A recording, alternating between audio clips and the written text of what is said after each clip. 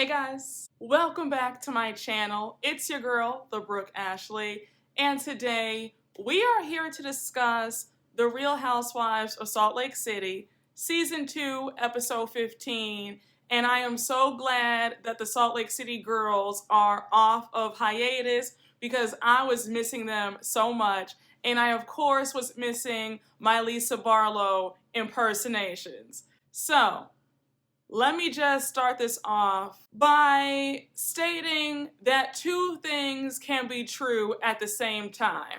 Mary Cosby is indeed a very ignorant individual. However, Jennie definitely does the most, and she is seeking a moment. And we saw that in this episode. But let me not jump ahead. Let's just jump right on into this recap because we don't have a minute to spare. We start off the episode with Whitney checking out a venue for her rebrand party for her skincare line. You and your husband are already in debt. You have already wiped out your entire savings account, which is absolutely ridiculous.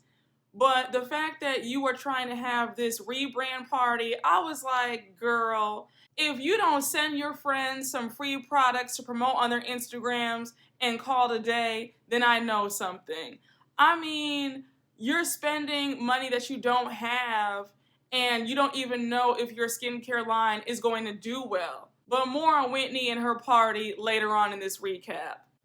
Now we switch over to a short scene with Heather, and she is gifting her business partner a brand new Audi. I said, Miss Heather, can I come work for you, please? Because that Audi was absolutely gorgeous. I was like, wow, what a great boss.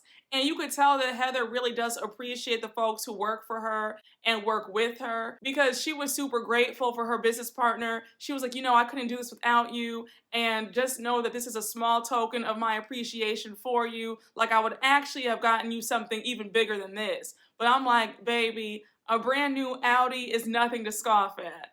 Heather, give me a call, okay? If you're looking for anybody on your team, just call me. So now we jump on over to Jennie, and she's at her husband Dewey's office. She says that his office is only 10 minutes away from their house, and she visits him for lunch often. And I was screaming because she had Cheesecake Factory with her, and if you know me, then you know that I love Cheesecake Factory. That chicken Madeira, like I am a Cheesecake Factory stan. And that bread and those buffalo blasts and those quesadillas, like, don't get me started on my love for Cheesecake Factory. And yes, my mouth is watering as we speak, but I digress. So they're sitting down and having some lunch, and Jennie is telling Dewey all about her lunch the other day that went all the way left. So she's like, babe, in addition to the luncheon being awful, I had to call Mary out on her behavior. And do you know what she had the nerve to say? She said that she liked my slanted eyes. So now Dewey's like, wait, what did she say? Like, absolutely not. That's such an insult, and you do not say that, especially to an Asian person. Like, that is beyond disrespectful. So we see Jennie say in her confessional that she's very frustrated with Mary and how she wants to talk to Mary. And she thinks that Mary needs to learn how to express herself better because she is way too old to be this uneducated. And I absolutely do agree that Mary should know better at her big age and she needs to do better. However, I do feel like Jennie has a lot of smoke for Mary, and it does seem like Jennie has a hard-on isolating Mary and picking on her, and I don't like that either. Because when you go back to earlier on in the season, I didn't like how Jennie was talking to Mary when they were going, I think, snow tubing, and when Mary said, hey, can you not talk to me like that? And Jennie was getting all loud and just rude, talking about, don't tell me what to say, and she was cursing at Mary. I didn't like that either. And I didn't mention it in last week's recap, but Heather had also made a pretty ignorant remark as well when she was complimenting Jennie, and she said, oh, you look like an anime character. And it's really interesting that Jennie didn't have any smoke for Heather about that, but she's just laser focused on Mary. Because if we're going to keep it a buck, that's a pretty ignorant statement as well. And I need Jennie to be fair, where she notices what everybody says and not just what Mary says. And again, I'm not excusing Mary's behavior or what comes out of her mouth, but I am saying that I have noticed that Jennie only picks on Mary, and I don't like that. So now we see a parallel scene with Meredith and Mary having lunch. So they're talking about the luncheon and how things went left, and Mary says that she feels like Jennie is always coming after her. So, of course, Mary puts her foot in her mouth yet again, and she starts doing a very stereotypical Asian accent while she's imitating Jennie. I said, Mary, I need you to do better. And Meredith, while I like you, I have to clock you too, sis, because you should have checked that. You were sitting up there laughing. You should have said, Mary, girl, I love you, but that's not cool. I need for Meredith to stop being so passive about certain things. I get that you like Mary. I get that that's your friend, but you can't let certain things slide. And you can do it in a loving way. Just, hey sis, here's what we're not going to do. That's not cool. All right? Then Mary continues by saying that Jennie doesn't have the right to question her about whether or not she was talking about Jen behind her back. She goes on to say that if she was talking about Jen behind her back, it's none of Jennie's business. Then Mary adds on that the disrespect from Jennie is a reflection of her friendship with Lisa. Now, I don't agree with that because I feel that Jennie is solely focused on Mary because she thinks that Mary is an easy target. I just think that she was gunning for Mary from the time that the season 2 started. I think that Jennie lined everybody up in her head and said, okay, I can't go after Jen Shah because her personality is very strong. The way she screams and yells, I really can't take her on. I can't come for Meredith because she's the queen bee. Lisa's my friend. Whitney and Heather will tag team you. So who can I pick on? Oh, Mary. Because Mary, let's face it, she's really the odd woman out on this group and she's on an island all by herself. So that's why I feel like Jennie is very disrespectful towards Mary. Jennie coming onto SLC for this season reminds me of Mia coming onto Potomac for this past season. Okay? Mia came in with an agenda. It is evident, it is apparent that she was a big fan of this show, and the reason why she went after Candace was because she thought Candace was the weakest link in that group, and she looked at her as an easy target, and she was trying to follow her predecessor's formula, and you see how it backfired in her face. Okay? So, again, a lot of these newbies come onto this show with an agenda, and they seek to have an issue with who they deem as the odd man out of the group. So now Mary goes on to ask Meredith, where do Meredith and Lisa stand today? Meredith says, well, I have to say, it's very triggering for me to hear Lisa defend Jen, knowing what Jen did to my child for over a year. So now Meredith says, Lisa says that we're best friends and how we're sisters, but she doesn't act like it. I've been saying it since this season started that Lisa is in the wrong. She should have had Meredith's back, period, point blank. If my friend, who I consider a sister, is being hurt by somebody, I am not befriending my sister's enemy. And the fact that Lisa was trying to straddle the fence and be both of their friends at the same time, that is unacceptable. And I keep saying it, but I believe that by the time this season is over, that Lisa and Meredith will no longer be friends. I truly feel that Lisa is a snake, and she's very two-faced, very conniving, and she is only out for herself. And the only reason why she got close to Jen within the year was because she felt like Shah was the star of this franchise. And because Lisa doesn't have much of a storyline herself, she said, you know what? Let me align myself with who I feel is carrying this show. And that's the only reason why she's friends with Jen, in my opinion. But I see right through Lisa, and I'm on Meredith's side with this one because you can't call me your sister or your best friend, but you're out here hanging with the enemy. It doesn't work that way. You need to pick a side and stay there. So now Mary goes on to ask Meredith, who is Lisa to her? And Meredith says, you know what? That's a good question. Like, I really don't know at this point.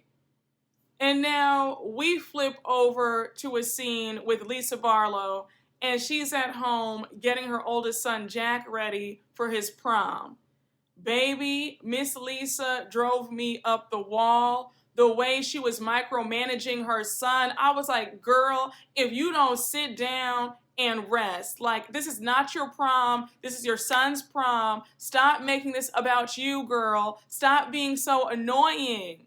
So, child, the photographer comes over and he's taking pictures of Jack, and Lisa's on the sidelines telling her son how to pose. I was like, girl, if you don't shut up. Jack, pose like this, do this, put your arms down like that. Come on, Jack, do this, look like this. I feel like this is my prom right now. Jack, I just wish I could go to prom with you. So Jack, look at the camera. Look at the side. Can I get in a picture with you, Jack? And he was looking at her like, Mom, can you please just stand there and be quiet? Even her husband was looking at Lisa like, Lisa, enough. And I don't know if it's just me, but Lisa's husband looks like he is so tired of her. Because every time the camera cuts to him, he's always kind of looking with a blank face like, oh my gosh, I don't know how I put up with her. So, of course, Lisa is making the moment all about her, and she's talking about how when she went to prom many years ago, I remember my prom, and I went in a super stretch limo, and my date's name was Joey, and I thought that he wanted to kiss me, and I was like, oh my gosh, I think he wants to kiss me. I don't want to kiss him, and I think that I ruined his entire prom night. So I just want to say right here and now, 25 years later, I'm sorry, Joey. I was like, Lisa girl, it's not about you. We see Jack's date come over. Her name is Sammy. Pretty girl, really pretty dress. And I could not stop laughing because both she and Jack were super nervous. And like the corsage flew out of his hand. And of course, Lisa has to run over and she puts the corsage on Jack's date. I said, Lisa, if you don't sit your ass down and let your son put the corsage on his date, please. She is too much. Lisa, girl, take a Xanax. Jesus.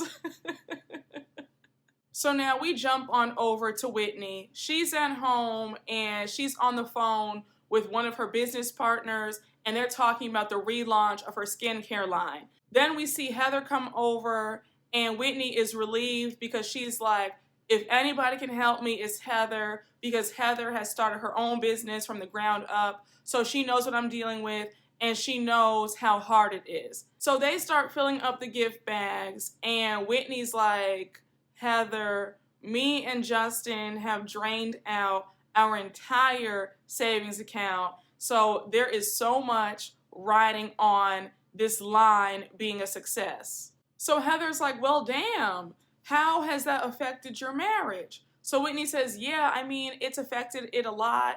Justin gets really upset because he's like, this is money for our kids. Now remember, Justin has a total of 5 or 6 kids. He has 3 or 4 children from his previous marriage.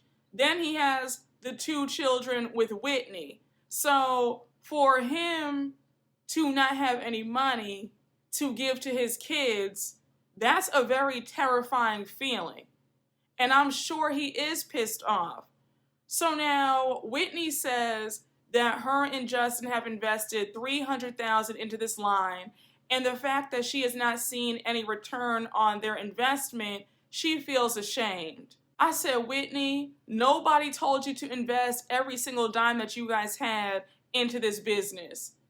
I'm sorry, Whitney, but this was a very foolish move. The fact that a few episodes ago you revealed that you were applying for $1 million loan and you need Justin to co-sign on it, I'm like, this is all a mess. I am all for taking a risk, and yes, you do need to spend money in order to make money, but some things are just stupid. I said, girl, you better hit up Heather for some money, because since you guys are cousins and Heather has a lot of coin, her beauty lab's doing well, she has her ex-husband's alimony checks and he was damn near a billionaire or part of the Mormon royalty.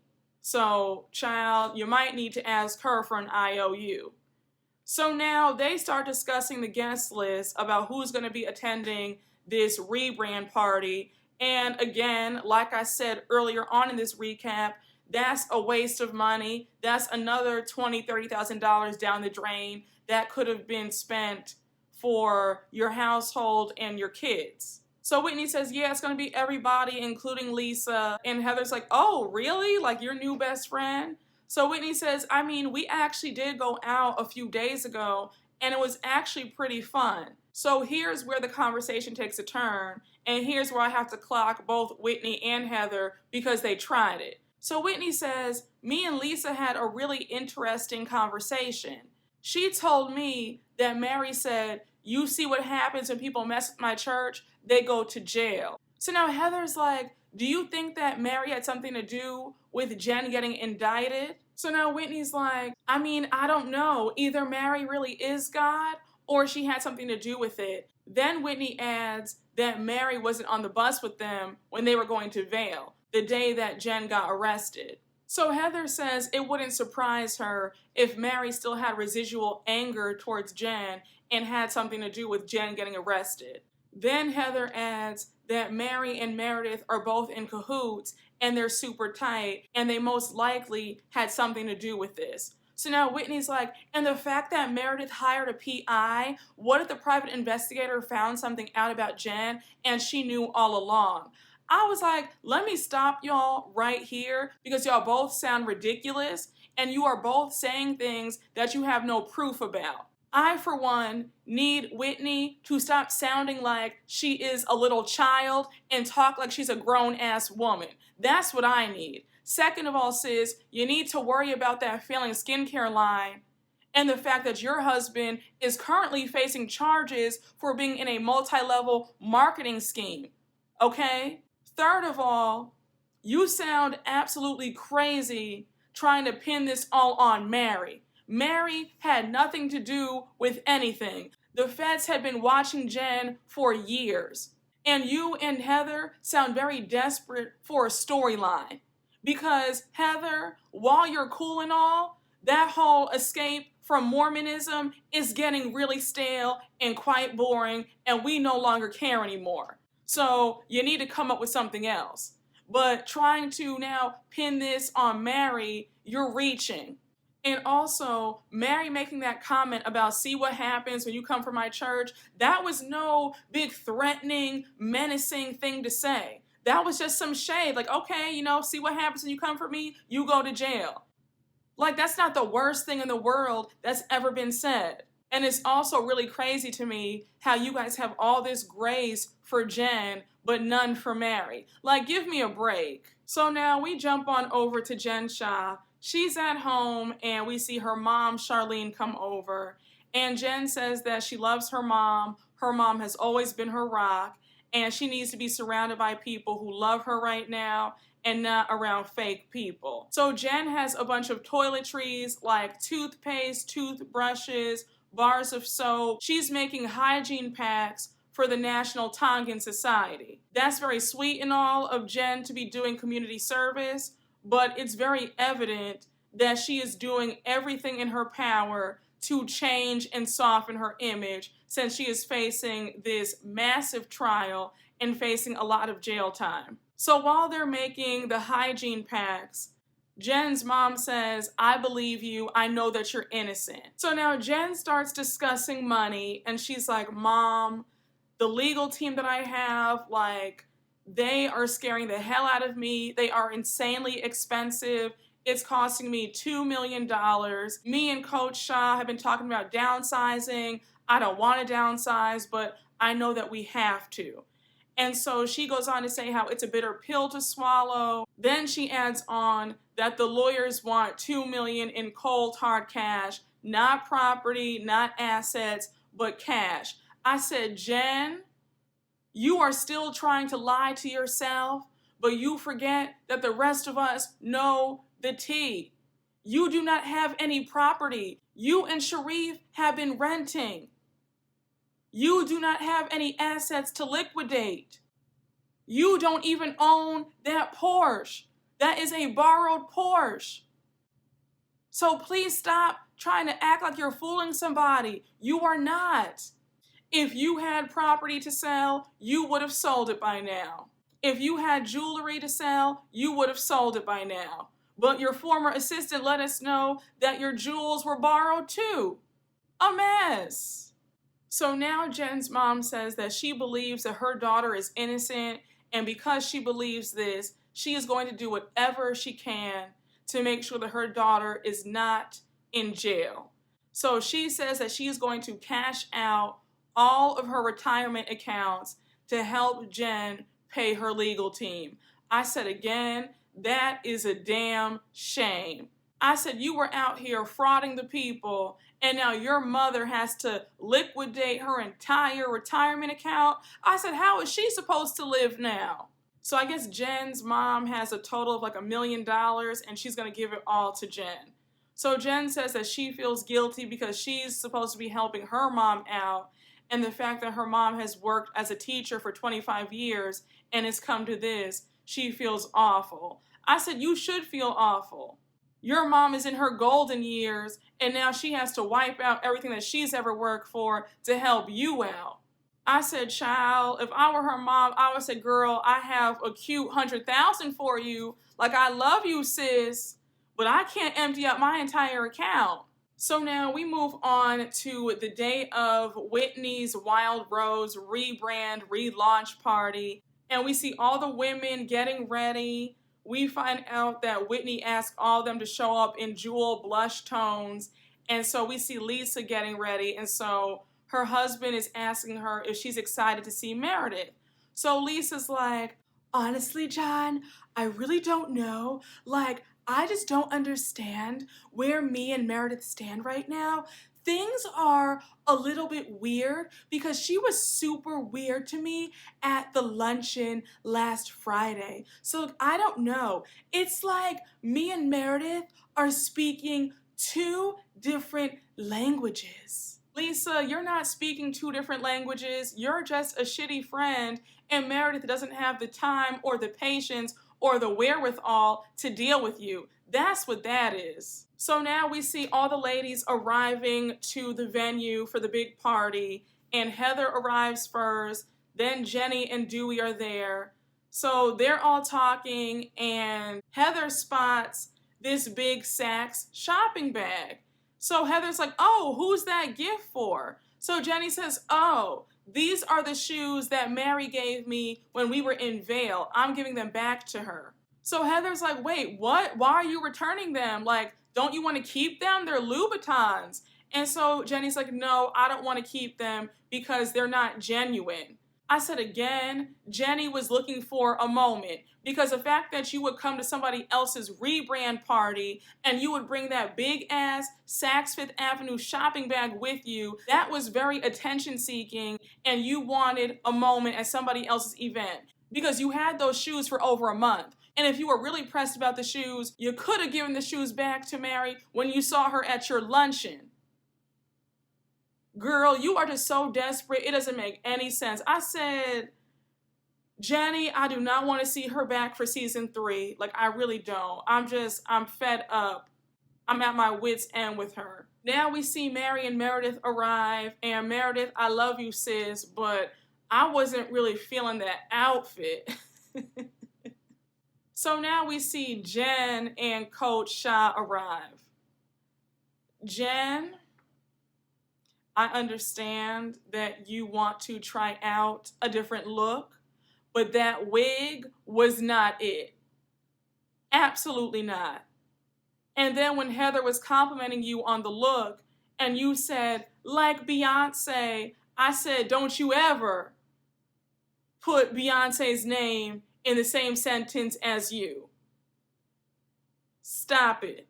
So when Jen and Sharif arrived, Meredith was upset and she says in her confessional, does everybody have hearing problems? I thought I explicitly stated that I do not want to be at any event with Jen. Like, do not invite me if you're going to invite her.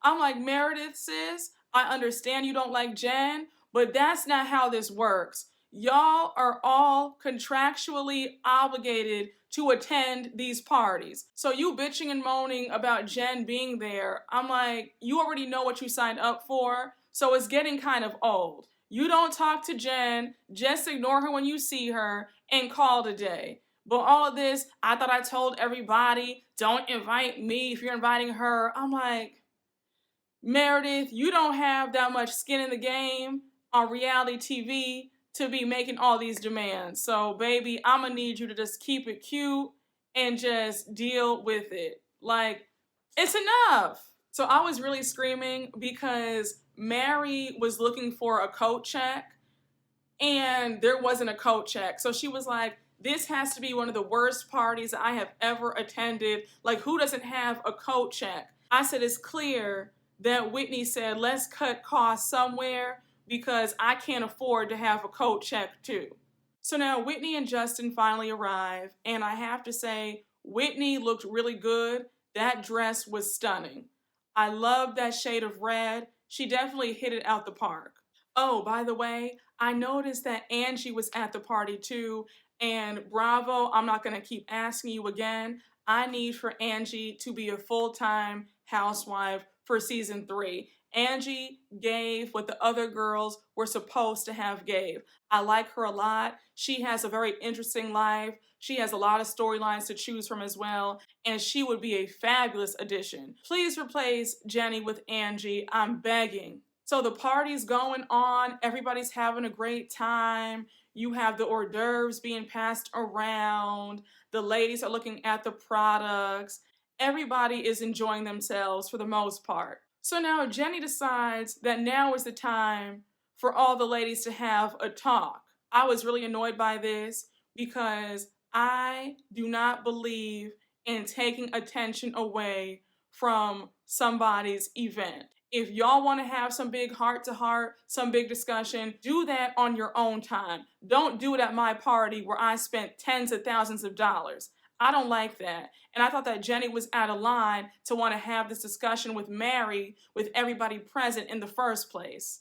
So they all go off to the side, and Jennie says, Mary, I don't know if you remember saying this, but I was very insulted when you said, I like your slanted eyes. So everybody is super shocked, and Jen says in her confessional that she did not remember hearing Mary say anything about slanted eyes at the luncheon. So Jennie continues by saying that what Mary said was very racist, and with all the Asian hate going on, she needs to be careful with her words. So Mary's like, really? I mean, I was just paying you a compliment, like I love slanted eyes. So now Jennie's like, here you go. You keep saying it again after I asked you not to. I said, Mary, all you need to say in this moment was, Jennie, I'm so sorry. Please forgive me. I won't say it again. That's all you needed to say. But to keep repeating it, I was like, girl, I'm gonna need you to do a whole lot better because this ain't it. So now Mary goes around the group and she's asking if they found that to be offensive. So Meredith interjects and says, well, I'm not sure if it's offensive or not, but it's not something that I would say. So now everybody is super shocked by Meredith's response, and they're like, Meredith, really? Like, we don't need to take a survey about if that's offensive or not, like it is. And Meredith, the same way that you were upset by what Jen was saying and retweeting about your son when you thought that she was saying a lot of homophobic stuff, I was very surprised that you would be kind of nonchalant about hearing a very ignorant comment. So now Mary says, look, I thought it was a compliment, I meant no harm, and I apologize. So now Jennie brings up the gift, and she's like, and by the way, I'm returning the shoes back to you because I don't like how you gave me a used gift. So now Mary's like, well, what's wrong with that? So now Jennie's like, it's insulting to give somebody a used or worn gift. So now Mary's like, girl, they were not worn, they weren't used, they're brand new. So then Mary says in her confessional that she bought the shoes for last year's reunion, but she ended up not wearing them because they didn't fit her feet. Then Jennie says that she found out from Lisa that the shoes were never meant for her anyway, they were meant for Jen. And then Jennie's like, and to top it off, you left the receipt in the bag. So Mary's like, oh my gosh, my bad. Like, I didn't mean to. Like, I probably got them on sale. I said, girl, you didn't get them on sale. Louboutins never go on sale. So Jennie gives the Louboutins to Jen, and Jen is like, you didn't want these? Like, these are stunning. So Jen is like, look, call me Cinderella because I am not turning down any Louboutins, okay? Especially free Louboutins. Like, I'm going to slide my feet right in these and they're going to fit. While Jennie had every right to want to address Mary about what she said, I just felt like that wasn't the time or the place for Jennie to have that conversation. Like, don't do this at somebody else's event, especially someone's product relaunch.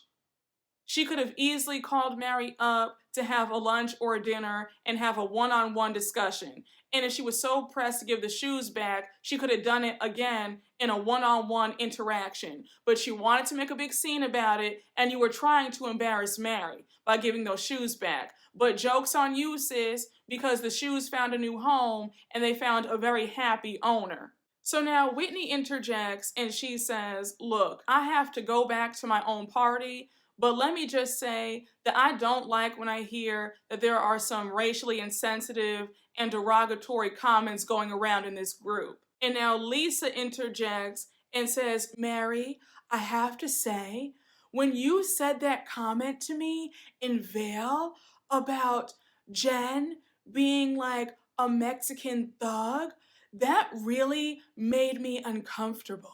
So Mary's like, wait, what? Like, I don't talk like that. I would never say that.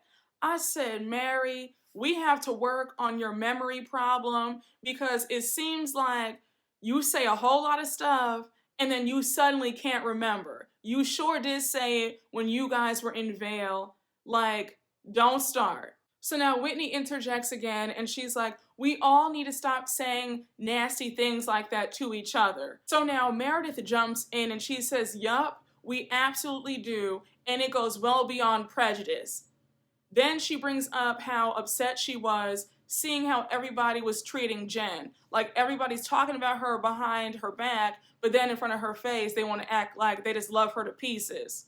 So now Meredith turns to Jen and she's like, look, I know we have our issues, Jen, but I was really upset seeing how they all treat you, and you need support right now and real friends and not fake friends. Then she adds that while none of them are perfect, they do need to move forward. So now Lisa cuts in and she's really pissed by what Meredith just said. And she's like, Meredith, what do you mean by that? Like, who was that directed towards? Because I have never attacked Jen. I have always been a very, very, very good friend to Jen. So, like, who were you talking about when you just said that? Because my feelings are hurt hearing you say that. So now Lisa turns to Mary and calls her out for lying on her. So now Mary's pissed and she's like, Lisa, don't do that. I have never lied on you. And now she gets up and walks away. She's like, you know what? I'm ready to go. She's calling her driver because she has had it. So now Whitney goes back to her party and we see her getting up to make a speech. While she's making her speech, we see Lisa trying to pull Meredith to the side to talk, and Meredith walks away from her. She's like, Lisa, I can't have this conversation. You're screaming in my face yet again. I can't do this anymore. So now Lisa's pissed off, and she's like, you know what, Meredith? I'm not going to chase you. So now Lisa finds Mary, and they go off to the side to talk. So Lisa's like, Mary, I feel like you have your walls up, And then Mary says that she thinks that Lisa is two-faced, and on top of that, Lisa is always judging what she has to say, and she doesn't like it. So now Lisa brings up the Mexican thug comment that Mary made when they were in Vail again. So Mary denies it again, and she's like, look, I don't even speak like that. Why would I say that? Then Mary says, if I did say something, you should have addressed me in that moment. Like, don't wait weeks later to tell me now. And I agree with that because Lisa should have checked her immediately for that comment and not have waited. I found it to be a bit cowardly that Lisa all of a sudden wanted to address the comment only because Jennie had brought up her gripes with Mary. Now Mary says that Lisa doesn't own up to things, and Lisa says that she's going to work on that and do better. I said, girl, no, you're not. You have yet to take accountability all season, so I don't see it changing for the better. So, child, Lisa and Mary are still going back and forth. Whitney's speech has ended, and the event is over. And the episode ends with Mary telling Lisa, the fact that you had doubts about my church in the first place means that you don't know me that well, and I thought higher of our friendship. Y'all, a hot mess.